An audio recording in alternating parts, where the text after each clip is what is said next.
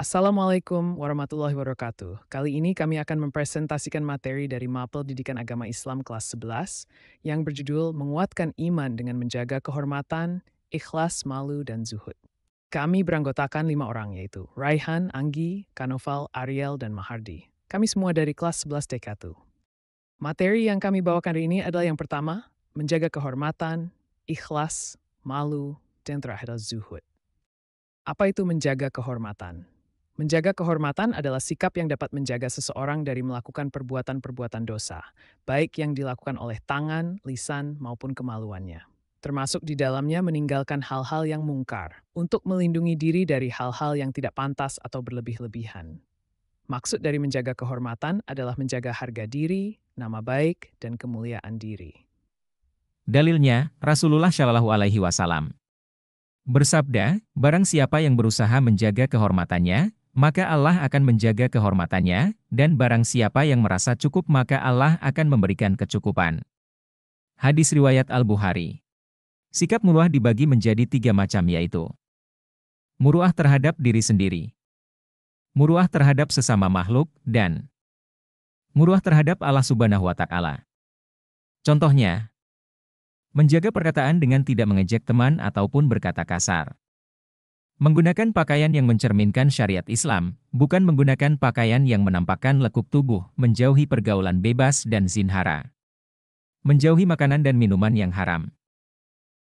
Ikhlas merupakan salah satu akhlak terpuji yang harus dimiliki oleh setiap orang, yaitu suatu aturan atau norma yang mengatur hubungan antar sesama manusia dengan Tuhan dan alam semesta. Ikhlas menjadi salah satu syarat yang paling utama dalam beramal dan beribadah sehingga seorang muslim harus selalu menjaganya. Menurut KBBI, ikhlas memiliki arti bersih hati dan tulus hati. Dalilnya adalah sesungguhnya Allah tidak menerima amal perbuatan, kecuali dilakukan dengan ikhlas dan mengharap ridanya. Hadis riwayat Abu Dawud dan An-Nasai. Tanda-tanda dari ikhlas adalah 1. Menganggap pujian dan celaan sama, orang ikhlas tidak terpengaruh oleh pujian atau celaan karena beramal hanya untuk Allah. 2. Menyembunyikan amal kebaikan, tidak mengungkit atau mengingat kembali kebaikan yang telah dilakukan. 3. Melupakan hak amal baiknya, tidak mengharapkan balasan atau perhatian dari manusia atas amal yang dilakukan. Lalu manfaat dari ikhlas adalah 1. Mendapat pahala dari Allah Subhanahu wa Ta'ala. 2. Hati menjadi tenang dan ibadah menjadi lancar. 3. Menjadi manusia yang pemaaf. 4. Tidak mudah marah dan tidak diperdaya oleh amarah. 5. Selalu disayangi dan disenangi orang lain. Lalu tingkatan dari ikhlas terbagi menjadi 3 yaitu 1. Ikhlas awam, beribadah karena mengharapkan pahala atau takut siksa Allah, seperti sholat duha untuk mendapatkan rezeki. 2. Ikhlas khawas, beribadah untuk mendekatkan diri kepada Allah dan mendapatkan balasan baik di akhirat. 3. Ikhlas hawas al-hawas, tingkatan tertinggi, di mana ibadah dilakukan semata-mata karena cinta kepada Allah tanpa mengharap balasan. Apa sih itu malu?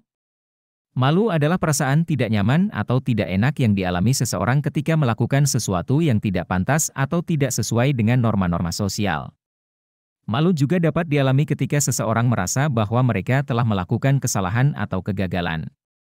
Contohnya adalah seseorang merasa malu karena mereka tidak dapat menjawab pertanyaan yang diajukan oleh guru di kelas. Seseorang merasa malu karena mereka tidak dapat membayar utang mereka. Seseorang merasa malu karena mereka melakukan kesalahan yang menyebabkan kerugian bagi orang lain. Malu memiliki beberapa manfaat, seperti meningkatkan kesadaran. Malu dapat meningkatkan kesadaran seseorang akan kesalahan atau kegagalan mereka. Meningkatkan motivasi, malu dapat meningkatkan motivasi seseorang untuk memperbaiki diri dan melakukan yang lebih baik. Meningkatkan empati, malu dapat meningkatkan empati seseorang terhadap orang lain yang mengalami kesalahan atau kegagalan yang sama. Malu dapat dibagi menjadi beberapa jenis, seperti malu karena kesalahan, malu yang dialami ketika seseorang melakukan kesalahan atau kegagalan. Malu karena tidak tahu, malu yang dialami ketika seseorang tidak memiliki pengetahuan atau kemampuan untuk melakukan sesuatu. Malu karena tidak mampu, malu yang dialami ketika seseorang tidak memiliki kemampuan atau sumber daya untuk melakukan sesuatu. Dalilnya adalah surat Al-Baqarah ayat 268, dan janganlah kamu mengikuti apa yang kamu tidak memiliki pengetahuan tentangnya. Sesungguhnya pendengaran, penglihatan, dan hati, semuanya itu akan diminta pertanggungjawabannya. Hadits riwayat Bukhari dan Muslim. Apa itu zuhud? Dan contohnya? Zuhud secara bahasa berarti sesuatu yang sedikit, tidak tertarik terhadap sesuatu dan meninggalkannya. Jadi, yang dimaksud zuhud adalah perilaku seseorang yang lebih mementingkan ibadah dan meninggalkan kesenangan dunia. Namun bukan berarti tidak memiliki harta benda dan mengasingkan diri. Contohnya adalah seorang yang berkecukupan menjalani kehidupan yang sederhana di hidupnya. Memberi sedekah ke orang yang membutuhkan atau mendonasikan sebagian hartanya untuk anak yatim sebagai sarana mendekatkan diri kepada Allah Subhanahu wa Ta'ala. Menganggap semua yang ada di dunia hanya bersifat sementara termasuk harta yang dimiliki. Macam-macam zuhud ada 3 yaitu: zuhud dalam kebutuhan, tidak ingin terlalu boros atau terlihat mewah dalam hal apapun. Zuhud dalam diri sendiri, tidak terpengaruh dalam hal negatif seperti emosi, takut, kebencian, iri, dll. Zuhud dalam harta, tidak terlalu menggunakan hartanya untuk hal-hal yang tidak berguna seperti foya-foya, membeli sesuatu yang mahal untuk kebutuhan sosial media atau ingin dilihat sebagai orang kaya. Lalu apa dalil dan juga contoh dari zuhud? Dalam hadis riwayat Ibnu Majah, Rasulullah bersabda, zuhudlah pada dunia, maka Allah akan mencintaimu, dan zuhudlah pada apa yang ada di sisi manusia, maka manusia-manusia akan mencintaimu. Contohnya adalah seorang yang berkecukupan menjalani kehidupan yang sederhana di hidupnya. Memberi sedekah ke orang yang membutuhkan atau mendonasikan sebagian hartanya untuk anak yatim sebagai sarana mendekatkan diri kepada Allah Subhanahu wa Ta'ala. Menganggap semua yang ada di dunia hanya bersifat sementara termasuk harta yang dimiliki. Apakah ada pertanyaan? Terima kasih. Wassalamualaikum warahmatullahi wabarakatuh.